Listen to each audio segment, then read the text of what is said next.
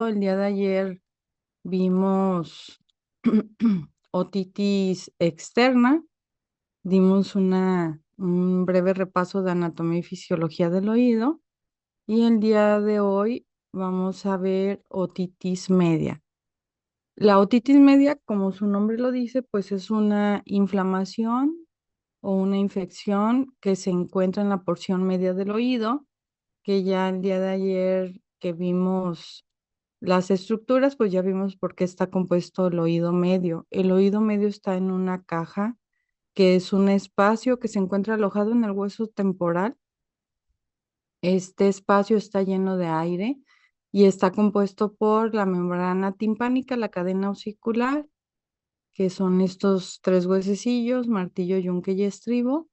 La trompa de Eustaquio pertenece al oído medio y la platina del estribo va a tener su unión con la ventana oval de la cóclea, que ya la cóclea y el aparato vestibular pertenecen al oído interno, ¿sí?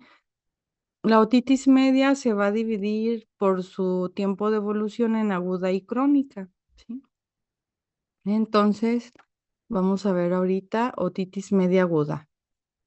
La otitis media aguda, a diferencia de la otitis externa que vimos el día de ayer, casi siempre va a existir el antecedente o lo va a preceder una infección de vías respiratorias superiores por las relaciones anatómicas que guarda en la nasofaringe, ya que el orificio final de descarga de la trompa de Eustaquio se encuentra alojado en esta zona anatómica.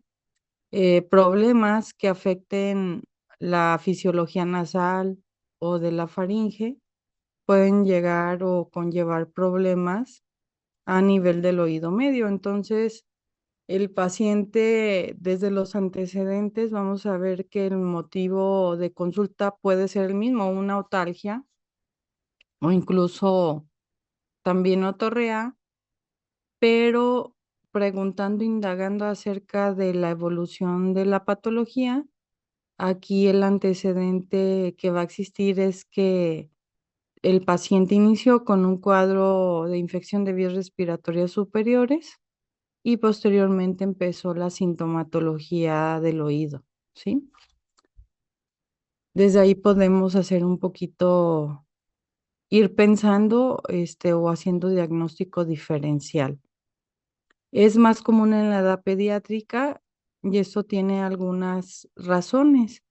En la edad pediátrica, el tercio medio facial aún está más pequeño, todavía no alcanza el tamaño y el desarrollo que alcanza ya en la etapa adulta, ¿sí?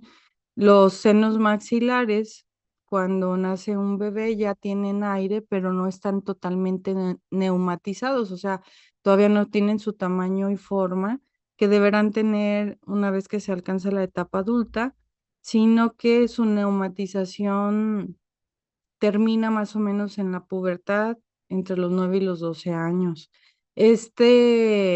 Al tener los niños el tercio medio facial más pequeño, la trompa de Eustaquio se encuentra más horizontal, ¿sí?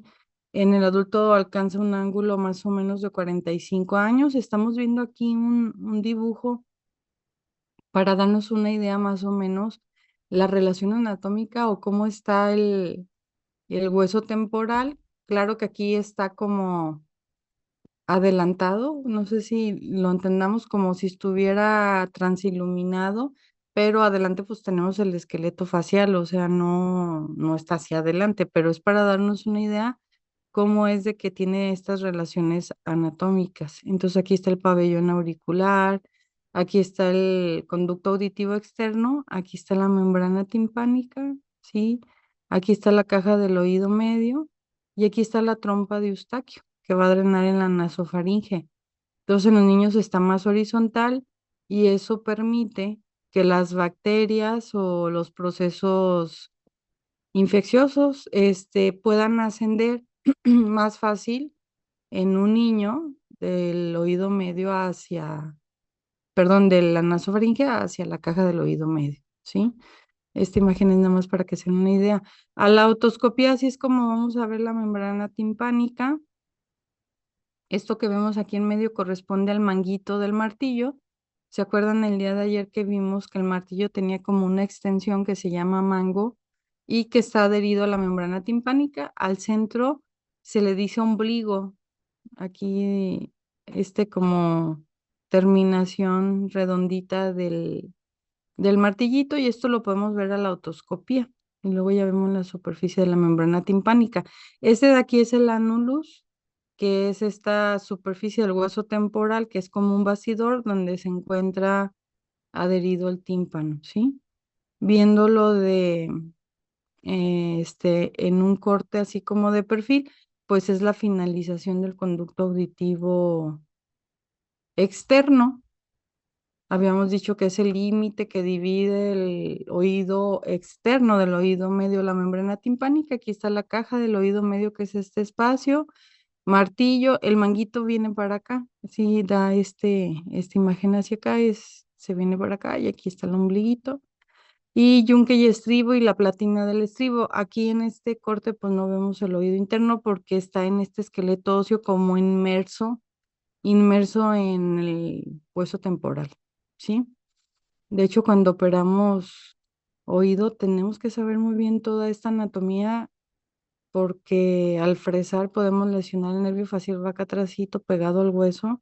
Tiene en la mayoría de los casos una superficie de hueso delgadita que lo cubre y lo protege.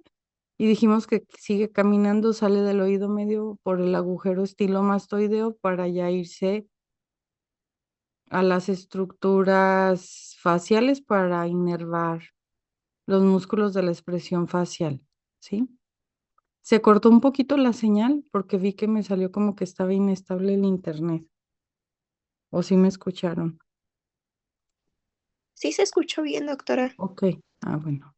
Entonces, dijimos que esta cavidad, este espacio del oído medio, debe de estar llena de aire, ¿sí? Para que funcione como una caja de resonancia y podamos escuchar bien, y que la trompa de Eustaquio corresponde al drenaje natural de nuestro oído medio, que constantemente, que funciona muy parecido a los senos paranasales. Ya vimos que son espacios, cavidades llenas de aire con un epitelio que produce moco, que es un moco muy ligerito adherido a las paredes de estas cavidades, que circula, drena, camina, limpia, lubrica y tiene su drenaje, ¿no? Entonces, si se fijan, esto funciona muy parecido. Es una cavidad que debe estar llena de aire, que se produce moco para mantenerlo limpio, lubricado y que tiene su drenaje, en este caso de la trompa de Eustaquio, ¿no?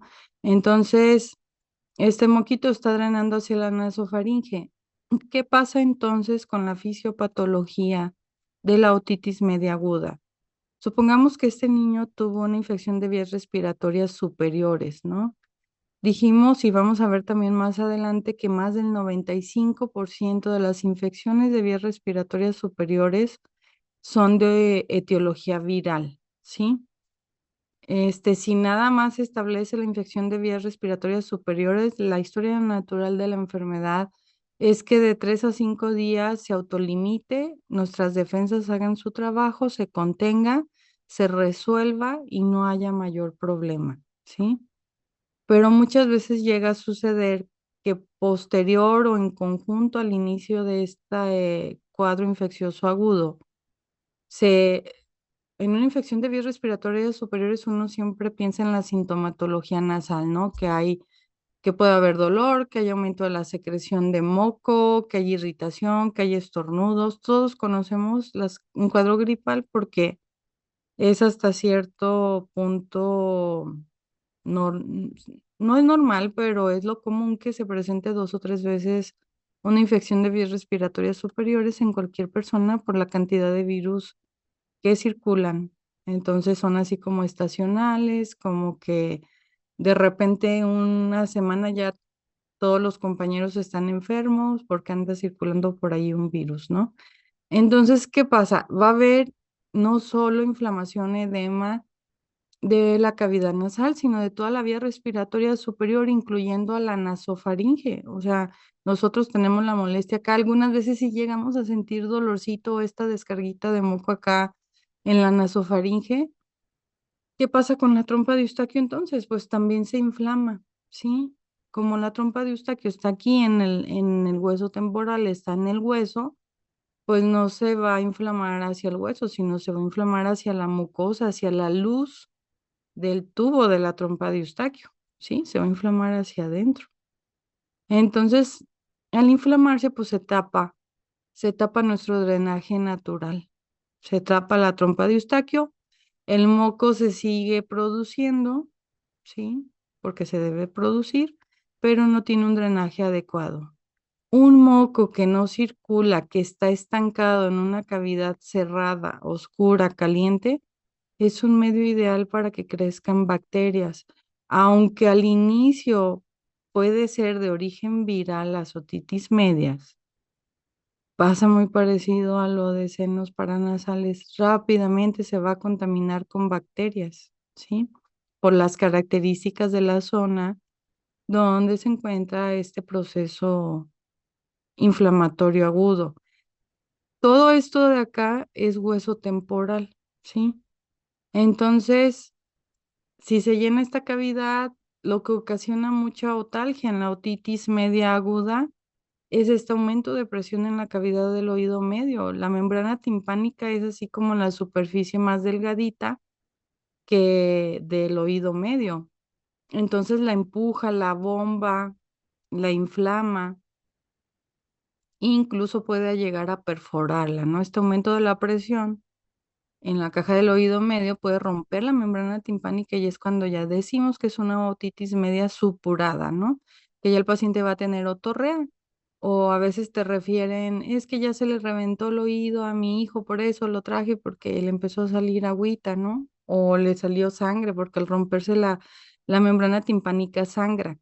Entonces, a la otoscopia, a la exploración física, los hallazgos que vamos a encontrar van a ser en la membrana timpánica. El conducto auditivo externo va a estar perfectamente normal, ¿sí? Lo contrario a lo que sucede en las otitis externas. Entonces, hay muchas pistas, hay muchas cosas que nosotros nos pueden ayudar a hacer diagnóstico diferencial de una otitis, media de una otitis externa. Les decía, por más gotitas que pongamos en una otitis media, si no está perforada la membrana timpánica, pues no le va a hacer cosquillas al oído medio, porque la membrana timpánica, aparte de participar en la audición, es una barrera impermeable que impide que se comunique el oído externo con el oído medio, ¿sí? Hasta aquí vamos bien. No tenemos preguntas, comentarios, nada,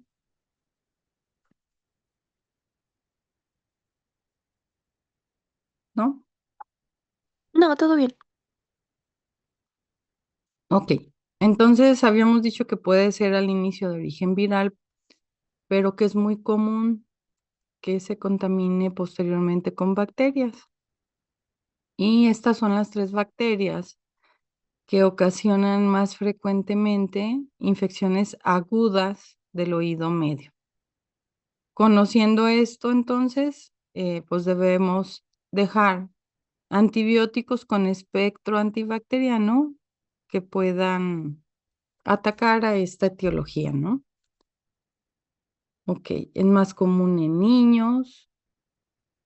Si son niños más pequeños, el niño va a estar irritable, llorando, se va a tocar la orejita, casi siempre, aunque todavía no sepan hablar, la mamá llega y dice, es que creo que le duele el oído, empezó con una gripe, trae bastante moco, tuvo fiebre, yo creo que le duele el oído porque se agarra su orejita, se la ha pasado llorando, está muy irritable, ¿sí?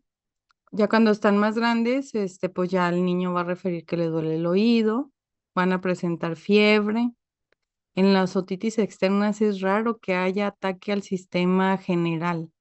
Es raro que haya fiebre, es raro que haya malestar general. Va a estar muy localizada la sintomatología en el oído, pero en el caso de las otitis medias, sí va a haber mucho ataque al estado general, ¿sí?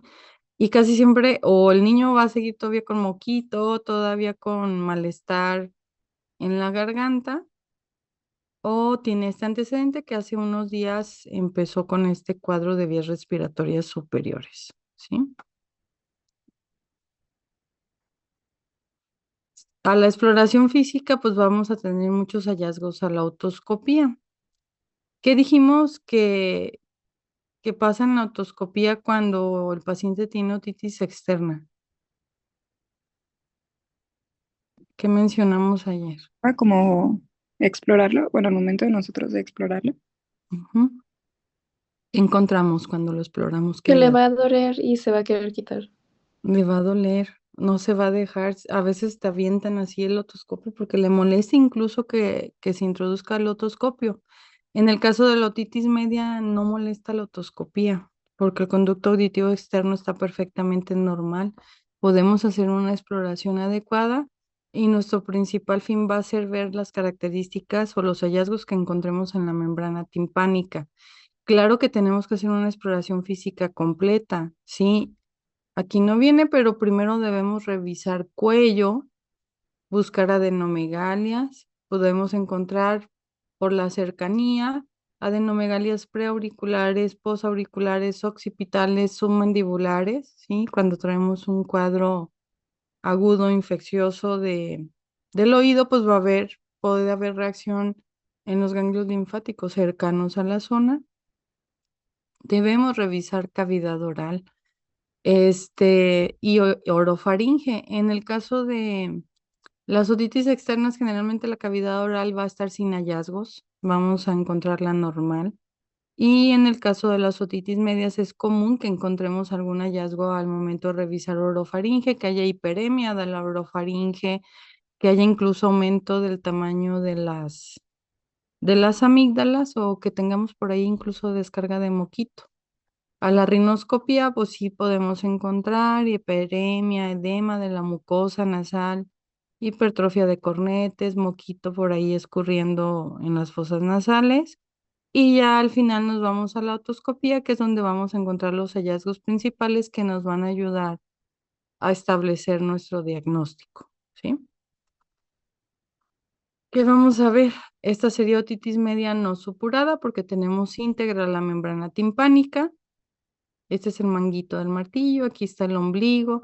Normalmente del ombligo hacia un lado se refleja por la luz del otoscopio un cono luminoso. De hecho, así lo describimos en la otoscopía. Membrana timpánica íntegra, hiperémica. Si hay reflejo del cono luminoso presente. Y por ejemplo acá que está un poquito más severo el problema, ni siquiera se refleja bien el conito luminoso, ¿no? Y está bombada, si se fijan, se ve gordita.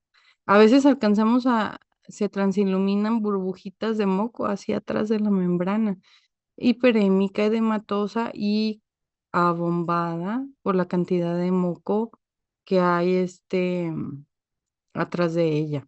Entonces, y el conducto auditivo externo va a estar normal, de características normales, ¿sí? Abombada. Esta de aquí ya es una perforación. Es raro que en una otitis media aguda, sobre todo cuando es primera vez de presentación, tengamos una perforación tan grande como esta. Casi siempre las perforaciones de las otitis medias agudas van a ser puntiformes, o sea, del tamaño de la cabecita de un alfiler. O vamos a ver el líquido y a veces hasta nos va a dificultar ver la perforación de que es muy pequeña. Ya cuando tenemos otitis medias de repetición o en el caso de las otitis medias crónicas, pues sí podemos ver este tipo de perforaciones de este tamaño ya más grandes, ¿sí? Y pues abombada ahí se ve la membrana. ¿Hasta aquí vamos bien? Sí, doctora. Ok. Entonces, uno de los tratamientos de elección es amoxicilina más ácido clavulánico. Si son alérgicos a la penicilina, se puede dar claritromicina, ¿sí? Igual que la sinusitis, si ya hacemos el diagnóstico de otitis media aguda, El antibiótico se debe dar mínimo por 10 días. Este, para la mayoría de las infecciones, el antibiótico se deja una semana, pero en el caso de otitis media aguda debe ser mínimo 10 días, ¿sí? De antibiótico. Es importante hablar con los papás cuando son niños, los adultos, pues ya también explicarles que sí deben completar el esquema de antibiótico, ¿sí? Porque muchas veces sucede que se empiezan a tomar el antibiótico y más o menos a los 3, 4, 5 días pues ya el niño ya no les da lata, ya no está llorando, ya no se queja de dolor del oído, ya no los despierta en la noche porque se siente mal. Entonces los papás dicen, ay, pues ya se siente bien, ya no le voy a dar el antibiótico. Pero es por eso que luego sucede que se lleva a la cronicidad de esta otitis y se convierte en una otitis media crónica, que ahorita vamos a ver pues que tiene otras características y que a la larga nos puede traer más consecuencias, ¿sí? Se les debe dejar antihistamínico, loratadina generalmente y algo para el dolor. Eso es bien importante porque van a traer bastante dolor. ¿En qué caso les vamos a dejar cuidados de oídos a los pacientes de otitis media aguda? ¿A todos? ¿O en qué caso?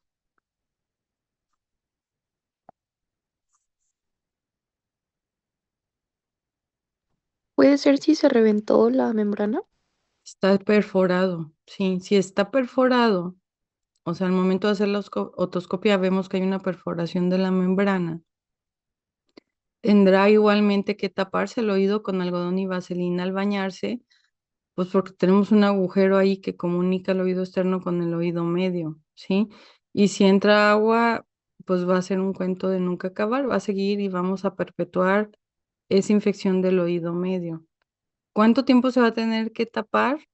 Cuando ya se establece una perforación de la membrana timpánica, son niños, este, y está pequeña, se dice que si es menor al 10% de la superficie total de la membrana timpánica, lleva a cabo los cuidados de oído y se toma el antibiótico como es, los niños todavía tienen esta capacidad de reparación de la membrana, cicatriza, cierra y a la larga no les va a traer ningún problema. Cuando son adultos es un poquito más difícil, aunque también si es pequeña, ay, perdón, si es pequeña la perforación todavía hay chancita que se repare, pero si es muy grande va a requerir cirugía. Perdón. Entonces, ¿cuánto tiempo vamos a ver ese paciente? Supongamos que es un niño y tiene una perforación menor al 10% de la superficie total de la membrana. Lo vamos a estar citando cada 15 días para ver si ya cicatrizó. Y hasta que no veamos que ya se reparó, ya le vamos a decir, ¿sabe qué? A la mamá, ya vemos que ya está íntegra la membrana, ya cicatrizó, ya se puede bañar normal. No se va a poder bañar normal hasta que no cicatrice la membrana. O si a largo plazo lo vemos, ya lo estamos dando seguimiento 3, 4 meses y en lugar de cicatrizar, está más grande la perforación, puede llegar a requerir cirugía a ese paciente. Entonces, sí tenemos que dar un seguimiento a largo plazo. Lo que duele bastante en la otitis media aguda es este aumento de presión en la caja del oído medio que está empujando la membrana hacia afuera, duele bastante. Una vez que se perfora el oído, el dolor desaparece. También por eso luego las infecciones otitis, o las otitis medias agudas se convierten luego en otitis medias crónicas, porque cuando ya se revienta el oído, cuando ya se perfora la membrana timpánica, el dolor cede bastante porque ya no está este aumento de la presión en la caja del oído medio.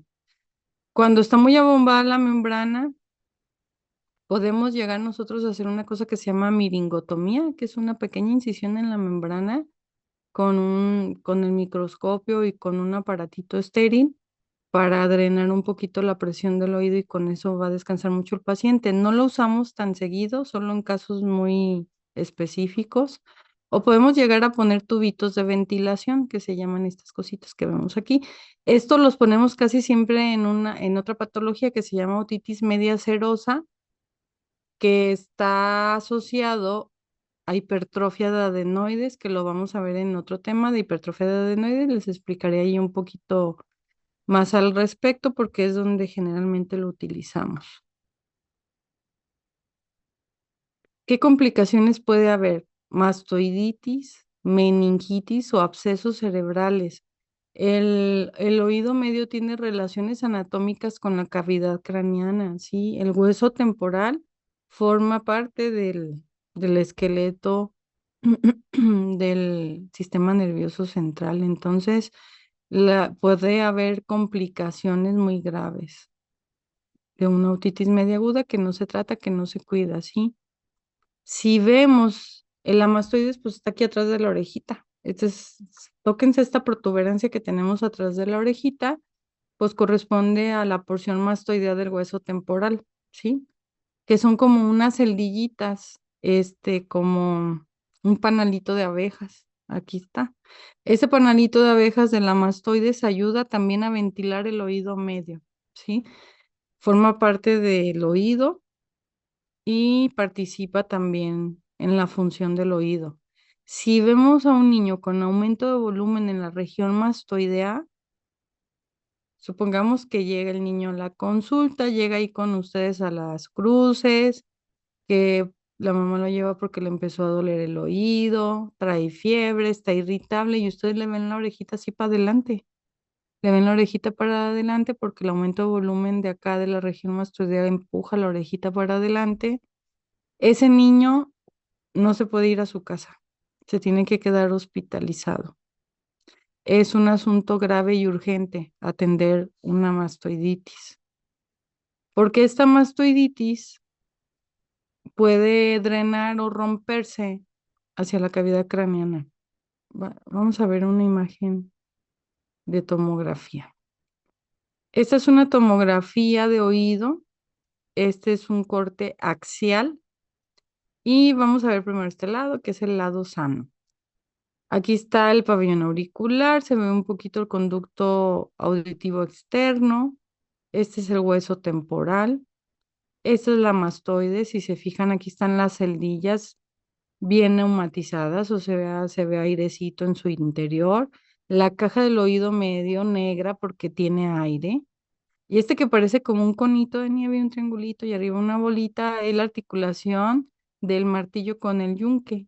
Así se ve en la tomografía, ¿sí?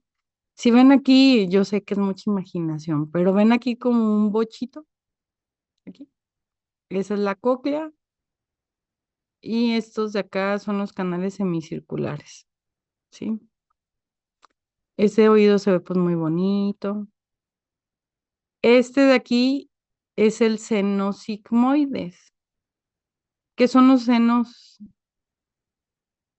del cerebro. ¿Qué son estos?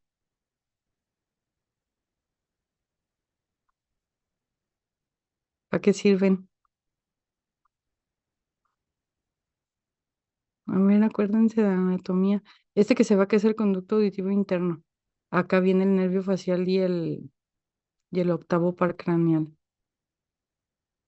¿Qué son los senos así que hay en el cerebro? ¿Para qué sirven? Para drenar ¿Qué drenan? sangre, ¿no? Son senos venosos, ¿sí? En el cerebro hay arterias, pero la sangre venosa está en estos senos, ¿sí? Son senos venosos.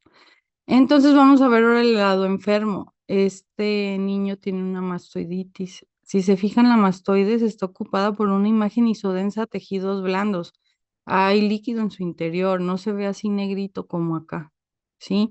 El oído medio está ocupado con líquido también, o sea, no está acá negrito, que es aire, está lleno de un líquido, ¿sí?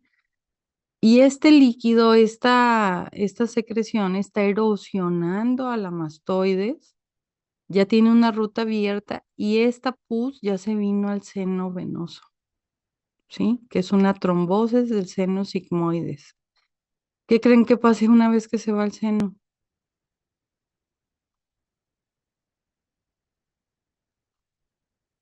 Puede haber septicemia.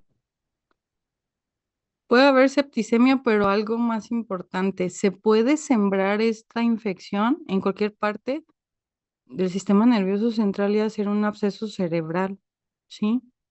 O sea, no nomás aquí cerquita, sino en cualquier parte, porque se va a ir por el seno. Entonces se puede establecer por acá.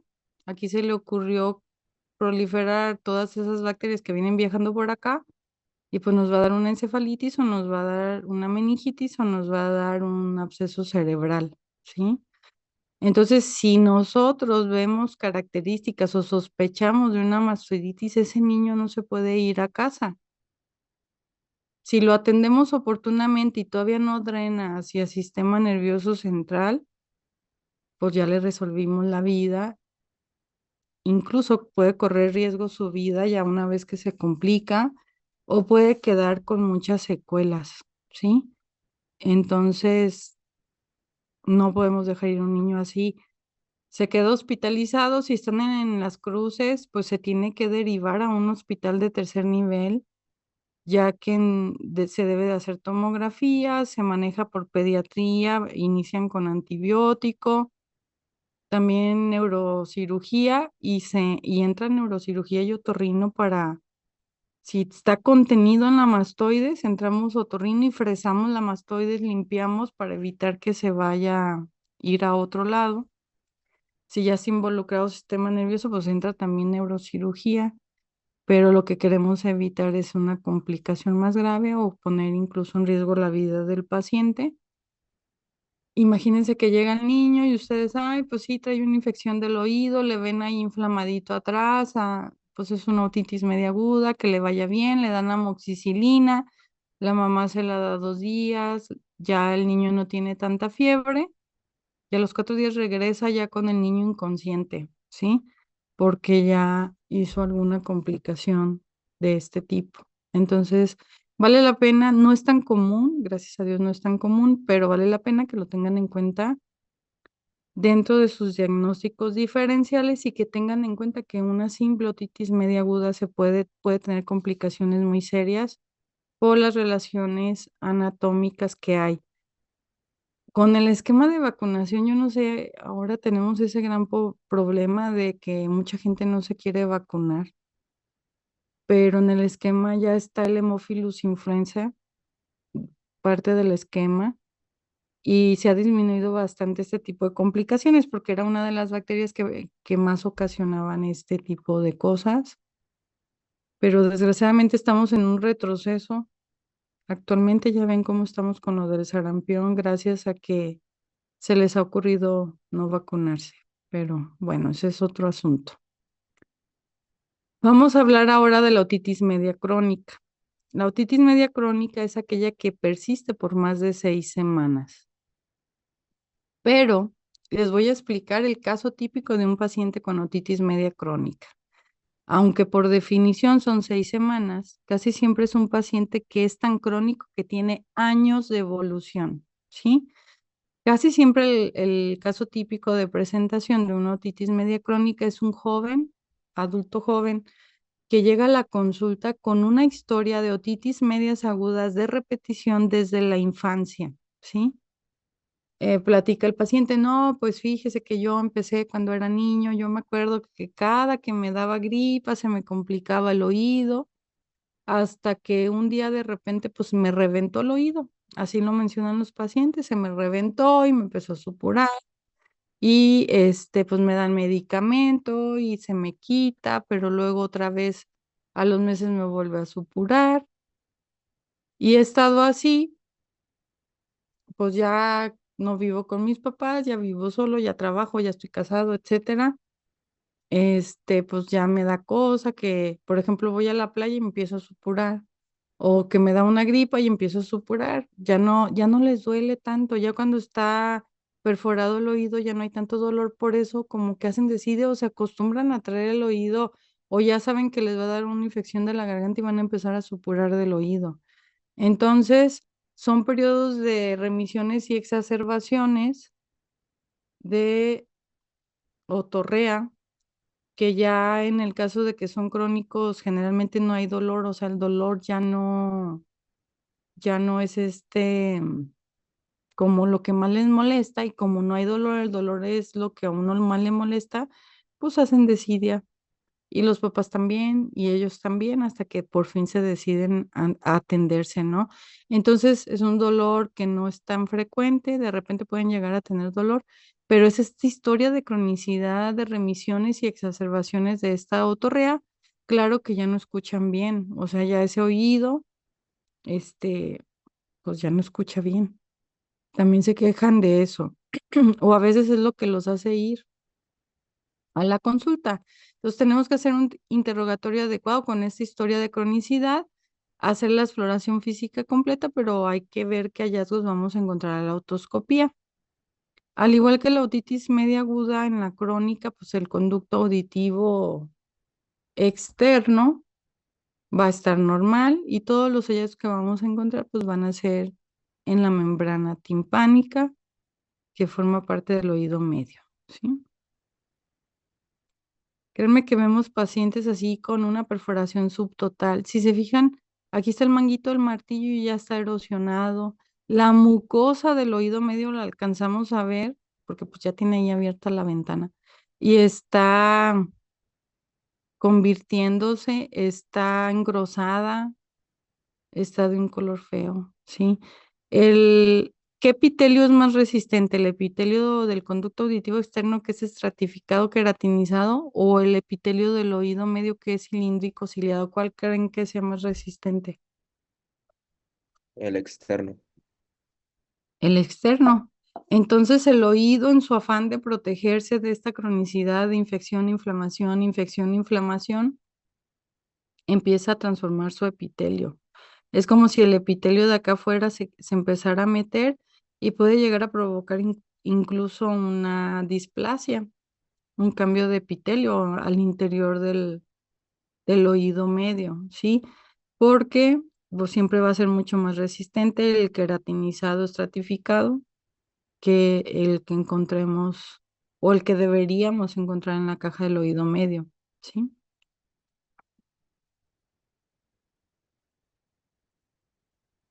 Podemos encontrar tumores. ¿Alguien por ahí leyó o sabe qué es el colesteatoma?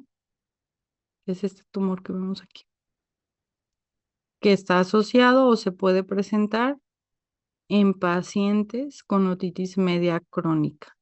¿Qué se les ocurra que sea? Yo leí que era crecimiento anormal del epitelio. Ujú.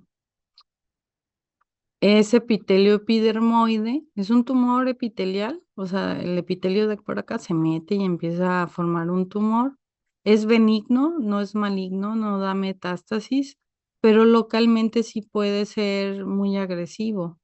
Erosiona y se come, por ejemplo, aquí ya no veo la cadena osicular y acá hay pólipos en la mucosa, se come la cadena osicular y puede erosionar la caja del oído medio y también meterse hacia la mastoides o incluso hacia la fosa craneana.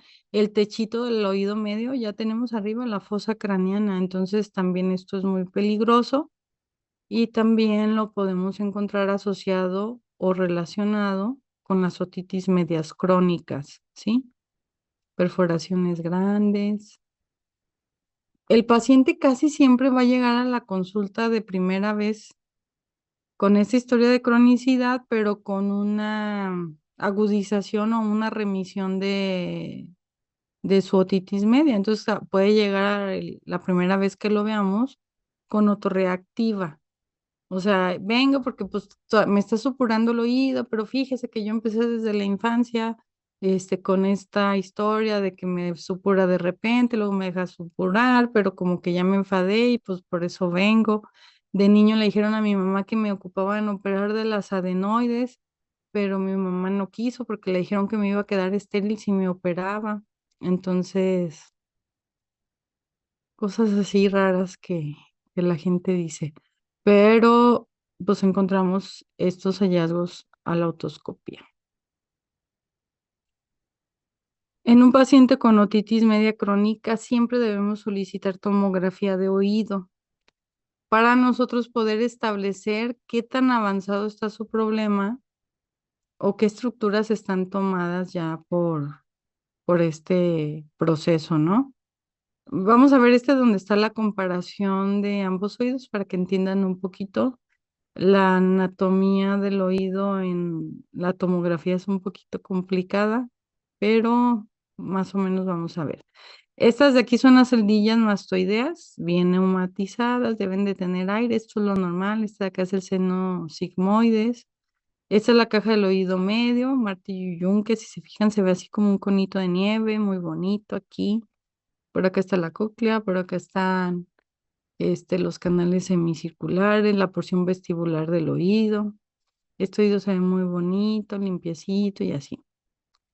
Si se fijan acá, las celdillas mastoideas empiezan a hacerse como sólidas, como si el hueso, igual en este afán de protegerse de este proceso inflamatorio crónico, se empieza como a osificar, ¿sí? En lugar de tener celdillas así con aire, se empieza a hacer como compacto, duro el hueso.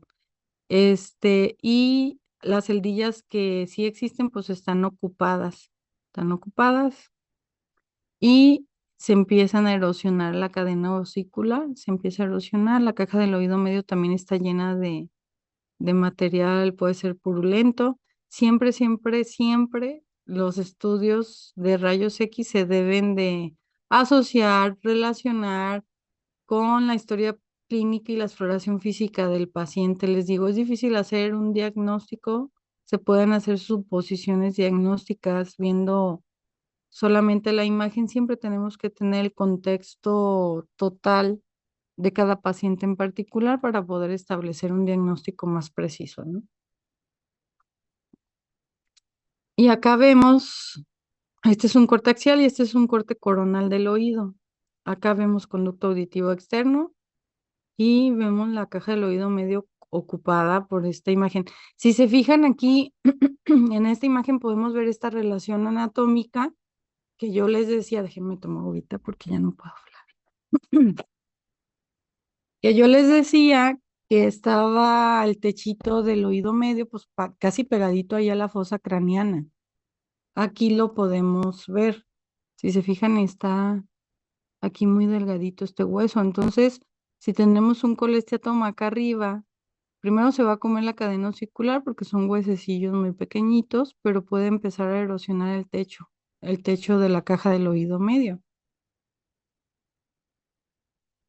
En este corte, pues podemos ver eso que les comentaba, ¿no? Aquí se alcanza a ver. Más o menos, entonces a todos los pacientes, a los de otitis media aguda no les vamos a pedir una tomografía porque generalmente con un tratamiento adecuado, con un diagnóstico oportuno, explicándole a los papás o al paciente si ya es adulto, que se debe terminar su tratamiento, que debe tener cuidado y demás, no debería haber mayor problema. En el caso de las otitis medias crónicas, sí se debe solicitar tomografía porque nosotros debemos valorar, dependiendo la cronicidad de cada paciente en particular, pues qué estructuras se encuentran enfermas, porque también los pacientes con otitis media crónica casi siempre van a llegar a requerir, además de tratamiento médico, un procedimiento quirúrgico para limpiar, por ejemplo, la mastoide. Se fresa, así como con las fresas que nos fresan los dientes los dentistas, son muy parecidas. Limpiamos, fresamos la mastoides, nos metemos por acá y el oído también se tiene que limpiar. Si tiene colesteatoma, pues sacarlo y demás. Entonces, además nos va a servir para nosotros poder establecer qué tipo de procedimiento quirúrgico requiere el paciente, ¿sí? Si está en remisión o en exacerbación, o sea, el paciente cuando llega trae el cuadro activo, que traemos otorrea al momento de la consulta, porque puede llegar en un periodo de remisión y que no traiga otorrea. Si lo vemos inflamado el oído, si trae un cuadro agudo, o sea, como crónico agudizado, si trae otorrea, debemos dejar antibiótico. Supongamos que el paciente va a requerir un procedimiento quirúrgico del oído, ya sea timpanoplastía o mastoidectomía o tímpano-mastoidectomía. No lo podemos operar mientras traiga datos de una infección aguda, ¿sí? Debemos dejar primero antibiótico terapia, debemos dejar algo para desinflamar para que la cirugía pues, nos vaya mejor, porque si lo metemos con un cuadro agudo, el riesgo de sangrado, de lesiones y de complicaciones es más frecuente. Las gotas ópticas como médicos generales, nos enseñaron, yo recuerdo cuando yo estudié medicina, que no debemos dejar gotas ópticas en un oído que está perforado. Y muchos médicos les van a decir eso. Nosotros los otorrinos sí las usamos, no pasa nada. Claro que la gota se les va a meter al oído medio y el paciente le va a doler y le va a molestar, ¿sí?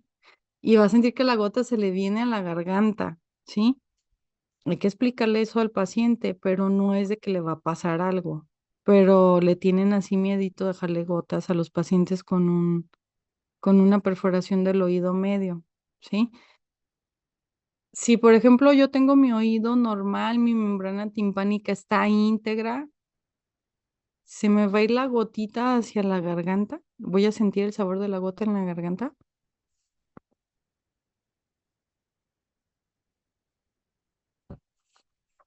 A No, ver, no, ¿verdad? La membrana timpánica impide que esa gotita penetre más allá del conducto auditivo externo. Si un paciente le dejo gotas ópticas, yo a la otoscopía no vi que estaba perforado, yo vi la membrana íntegra y le dejo gotas y el paciente llega al día siguiente o a los 2 días. Fíjese doctor, que me puse las gotitas y me dolió horrible como por dentro y se me vino el sabor a la garganta. Tiene una perforación sí o sí, o sea, no hay forma de que una gota se vaya hacia la garganta si no hay una perforación de la membrana timpánica, ¿sí?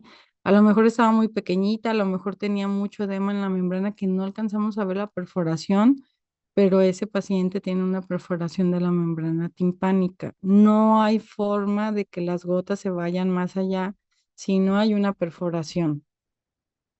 Cuando nos ponemos gotas en los ojos, ¿sentimos el sabor en la garganta? Si saben anatomía me van a poder decir o si se pusieron gotitas en los ojos alguna vez.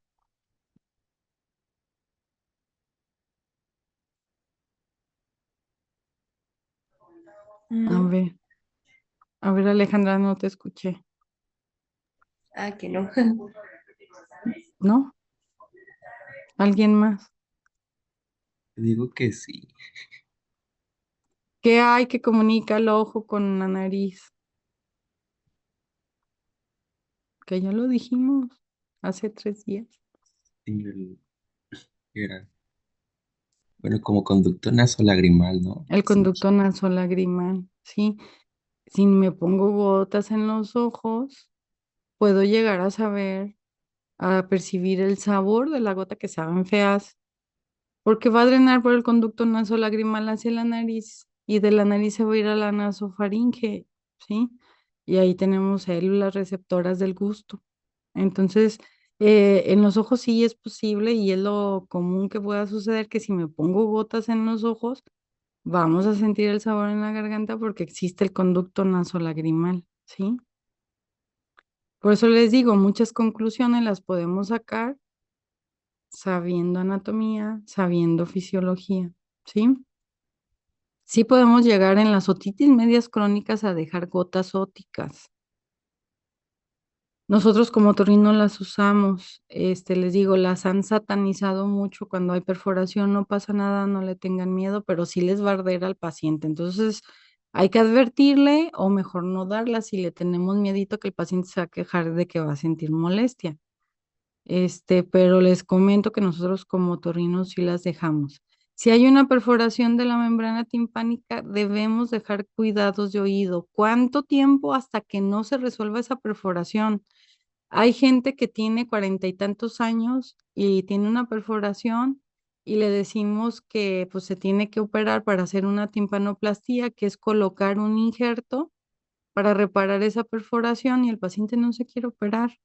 Entonces, nada más le tenemos que advertir que de por vida, mientras no se repare esa perforación, no puede entrar agua en ese oído. Los pacientes con una otitis media crónica que tienen perforación, cada que vayan a la playa van a llegar supurando, pero no por otitis externa, sino por otitis media, porque el agua se les va a meter al oído medio, ¿sí? O cada infección de vías respiratorias superiores que tengan les va a supurar el oído. Y eso se los advierte a uno y les explica. Y el mismo paciente te dice, sí, yo había notado que cuando voy a la playa me supura, nada más no les duele, o sea, a diferencia de las otitis externas. Y también sé que cada que me enfermo de la garganta, el oído me va a empezar a supurar. Los pacientes con otitis media crónica casi siempre van a requerir algún tipo de procedimiento quirúrgico, que se va a planear, se va a hacer y va a depender de los hallazgos que encontremos a la otoscopía y los hallazgos que encontremos en la tomografía de oído. A estos pacientes además les vamos a solicitar audiometría para saber qué tanta pérdida auditiva tienen.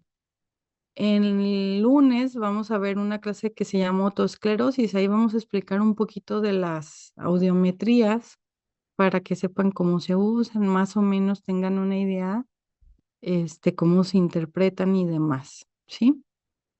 Entonces, esta era la de otitis externa maligna. La puse hasta final la foto, la que les explicaba ayer, ¿no? Que era una otitis externa por pseudomonas, pero en un paciente inmunocomprometido y que tiene cetoacidosis diabética. ¿Sí se acuerdan? Lo vimos ayer, espero que sí se acuerdan. Ok, voy a dejar de compartir.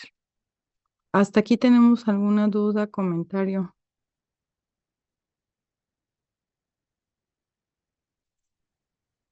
¿Nada? ¿Todo bien? Ok, jóvenes, pongan atención. El lunes vamos a ver, anótenle, una enfermedad que se llama otoesclerosis. Otoesclerosis. Y la dinámica va a ser diferente porque quiero que participen. El lunes van a dar la clase ustedes. Todos van a leer. Entonces, vamos a empezar a explicar y yo voy a decir, a ver, ya sea voluntario y si nadie voluntario quiere, voy a mencionar su nombre y me van a decir, a ver, dime la etiología de la autoesclerosis. No, pues que esto y esto otro. Ok. ¿Cuáles son sus signos y síntomas? No, pues que claro que yo les voy a ayudar y voy a estar dando la clase junto con ustedes. Yo voy a traer imágenes y demás para complementar lo que vamos a estar explicando, pero pues todos deberán leer porque la vamos a hacer de esa manera. No quiero que estén dormidos allá en su casa. Yo sé que es temprano y demás, pero si todos leemos nos va a quedar más claro este lo que estamos viendo. ¿Sale? ¿Dudas? Doctora, ¿el día lunes la clase también será a las 7 de la mañana o ya será a las 8? Déjenme, les confirmo con los pasantes porque quiero mandarle mensajito. Ustedes enseguida tienen reuma, sí, ¿verdad? Nos cambiaron el horario, ahora va a ser en las tardes. Ah, ok. Pues si quieren el lunes nos vemos a las 8 si les parece bien. ¿Cómo ven? ¿Están de acuerdo? Sí. Sí, de mi parte mejor. Ok, entonces para no estar todos desmañanados. De cualquier manera, yo dije, si seguimos a las 7, esta semana mi hijo estuvo en virtual porque en su salón hubo un caso de sarampión. Toda la semana estuvo en virtual. Y la próxima semana, hoy nos van a avisar si ya regresan a presencial y voy a llevarlo y llego aquí como 7:15.